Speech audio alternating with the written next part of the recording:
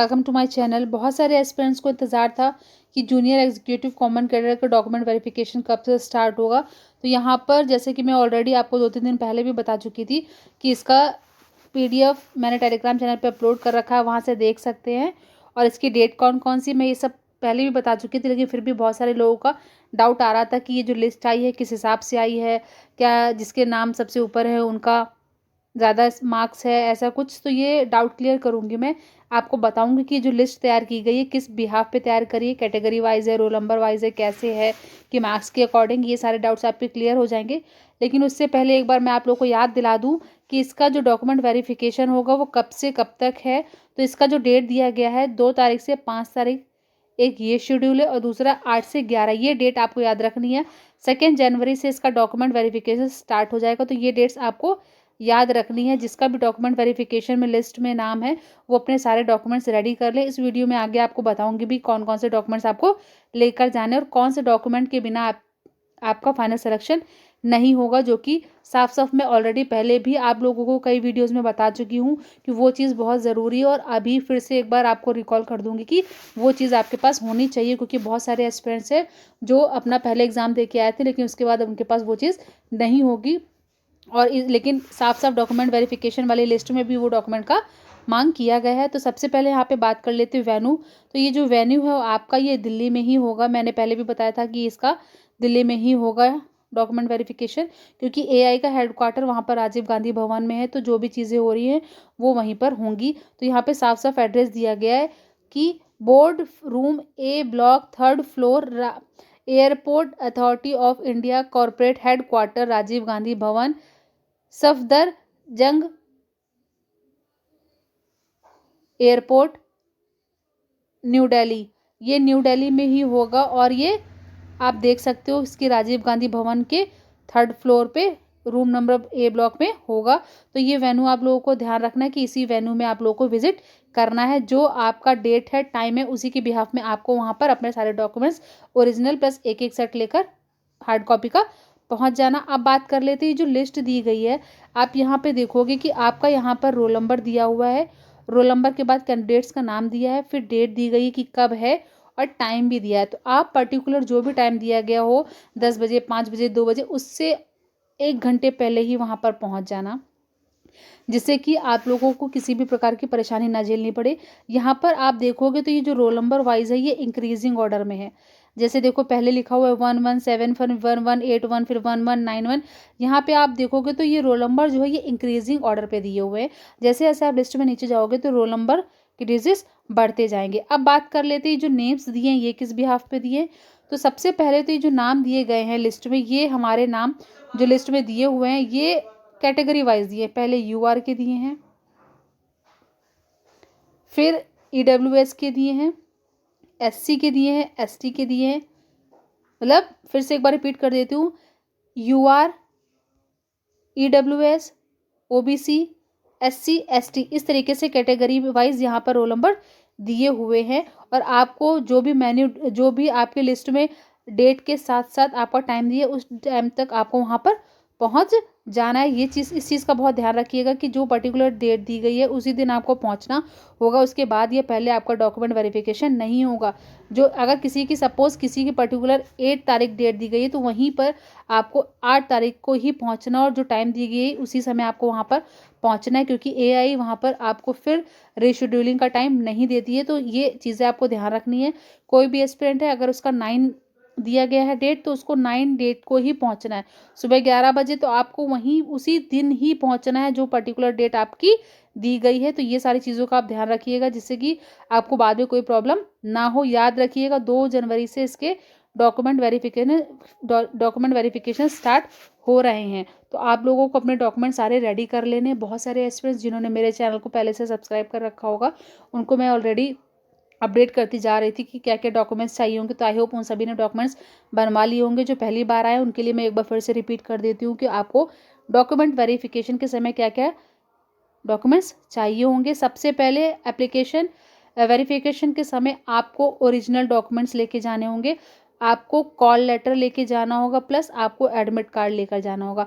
आप लोग call letter अपना ईमेल में चेक कर सकते हैं, ईमेल में कॉल लेटर्स भी आएंगे।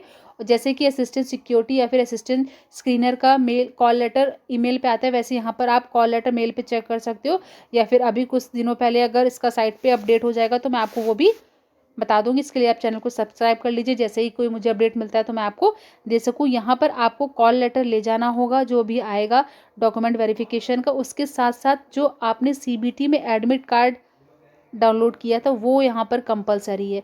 अब बहुत लोगों का ये आ जाएगा डाउट कि मेरे पास तो एडमिट कार्ड नहीं है, मेरा एडमिट कार्ड खो गया है, या मैं इसको संभाल के नहीं रख पाई है, उसको मैं संभाल के नहीं रख पाया।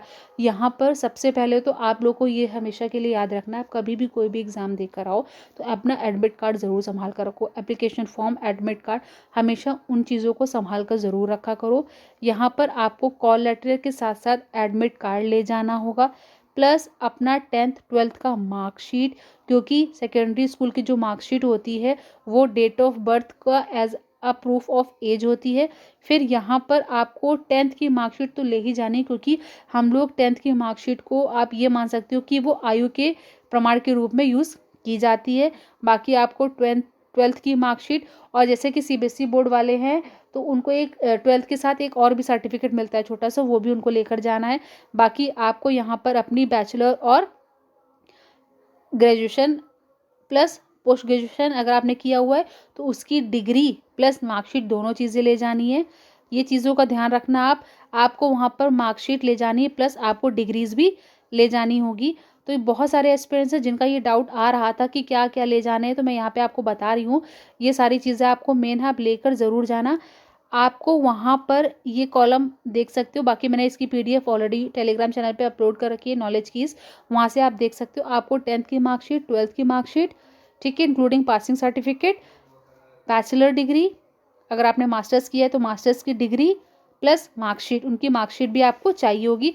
अगर आपकी सेमेस्टर वाइज है तो कोई बात नहीं, अगर ईयर वाइज है तो कोई बात नहीं, आपकी जैसी भी डिग्रियां हो। जैसे क्या था पहले था कि बहुत लोगों ने ग्रेजुएशन किया था तो उनको अलग अलग मार्कशीट मिली थी, फर्स्ट ईयर की अलग, सेकेंड ईयर की अलग, थर्ड ईयर की अलग। लेकिन अभी जो कुछ साल पहले अभी जो लोग कर रहे हैं उनका सब first year, second year, third year एक ही में रिजल्ट छप कर आ रहा है मार्कशीट में। तो इसका कोई इशू नहीं है, आपको जो मिली है आप वही लेकर जाना। आपको डिग्री प्लस मार्कशीट चाहिए होगी। अगर किसी ने 12th 2011 से पास किया होगा तो उसको सीजीपीए मिला हुआ है, तो वहाँ पर अगर उसका सीजीपीए लिखा हुआ है तो कोई बात नहीं, उसको परसेंटेज में कैलकुलेट करके आप 10th के परसेंटेज निकाल सकते हो। तो उसका कोई इशू नहीं है कि आपको सीजीपीए मिला है, ओजीपीए मिला है तो कैसे डिग्री हमारी अवॉर्डेड होगी, कोई फ़र्क नहीं। आपका किसी भी, आपने चाहे कोई भी डिग्री ले रखी हो, अगर उसमें सीजीपीए है तो भी कोई इशू नहीं है, आप वहाँ पर अपने डॉक्यूमेंट्स लेकर जाना। ओरिजिनल आपको ज़रूर कैरी करने, ये बात ध्यान रखना। और एक एक आप जेरोक्स का सेट भी बनवा कर लेकर जाना वहाँ पर सारे डॉक्यूमेंट्स का।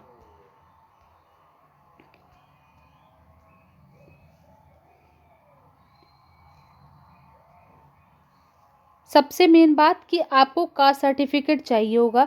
आपने अगर SC, ST, OBC, non creamy layer या ईडब्ल्यूएस से बिलोंग करते हो, या फिर अगर कोई डिसेबिलिटी सर्टिफिकेट है तो आपको सारे डॉक्यूमेंट्स वहाँ पर प्रूफ करने होंगे। अगर किसी ने अप्रेंटिसशिप सर्टिफिकेट भी ले रखा है तो उसको हर चीज़ वहाँ पर शो करनी पड़ेगी। अगर आपने फॉर्म फिल करते समय कोई एक्स्ट्रा क्वालिफिकेशन शो किया है तो आप वो क्वालिफिकेशन का भी मार्कशीट, डिग्री, सर्टिफिकेट जो भी हो वो लेकर जाना।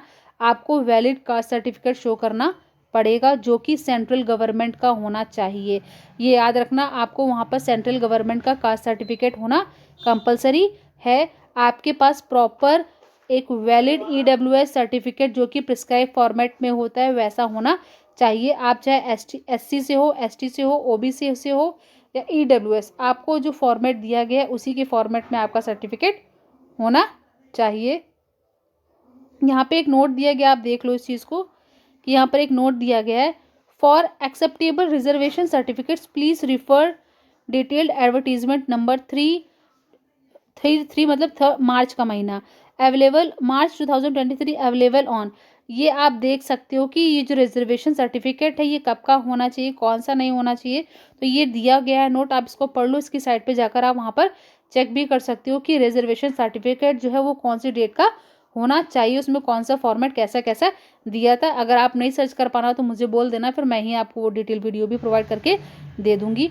बाकी अगर कोई वर्किंग है, कोई पर्सन कोई वर्क कर रहा है सेंट्रल गवर्नमेंट या प्राइवेट सेक्टर्स में या कहीं पर भी, तो उसको एनओसी दिखाना होगा। एनओसी का मतलब है नो ऑब्जेक्शन सर्टिफिकेट। आपको जहाँ पर भी आप प्रेजेंट एम्प्लॉय हो वहाँ का आपको एनओसी सर्टिफिकेट दिखाना पड़ेगा, जिसे नो ऑब्जेक्शन सर्टिफिकेट बोलते हैं।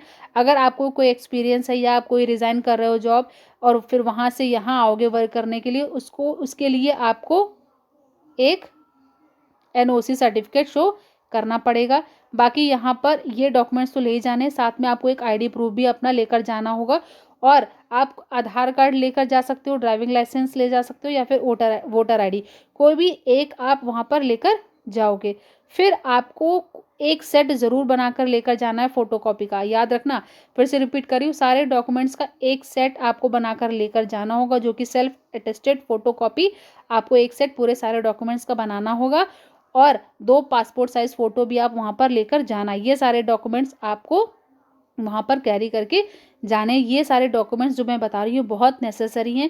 ये सारे डॉक्यूमेंट्स आपके वहाँ पे चेक किए जाएंगे। अगर कोई पर्सन ये सारे डॉक्यूमेंट्स शो नहीं कर पाएगा तो मे बी उसका कैंसिलेशन सिलेक्शन का वहाँ पर वो लोग कैंसिल कर दें, उसको आगे फर्दर प्रोसेस ना करें।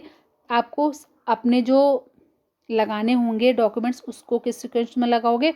सबसे पहले अपना कॉल लेटर, फिर सीबीटी का एडमिट कार्ड, फिर 10th फिर अपना आईडी प्रूफ, ठीक है, फिर 10th की मार्कशीट, 12th की मार्कशीट, बैचलर और फिर अगर किसी ने मास्टर्स डिग्री कर रखा है वो, कास्ट सर्टिफिकेट, ठीक है। ये सारी चीज़ें आप एक सीक्वेंस में प्रॉपर में सेल्फ अटेस्टेड, सेल्फ मतलब अपने खुद के साइन करके सेल्फ अटेस्टेड आपको एक अपना हार्ड कॉपी पूरा तैयार कर लेना है, प्लस ओरिजिनल डॉक्यूमेंट्स अच्छे से वहाँ पर जाना है। और आपको जहाँ पे भी डॉक्यूमेंट के लिए बुलाया जाएगा आप कोशिश करना फॉर्मल ड्रेस में पहन के जाने की, क्योंकि एयरपोर्ट अथॉरिटी में वैसे भी नॉर्मल फॉर्मल ड्रेस ही चलती है ज़्यादातर, चाहे वो मेल हो या फीमेल हो।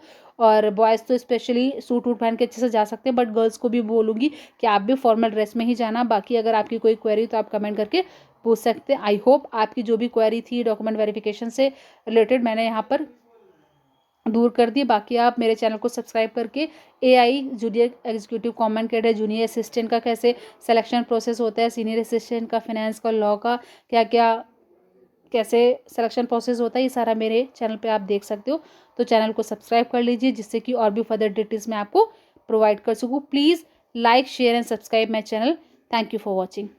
चैनल को सब्सक्राइब कर लीजिए जिससे कि जैसे ही कोई अपडेट मिलती है तो मैं आपको तुरंत अपडेट कर सकूँ। Thank you for watching.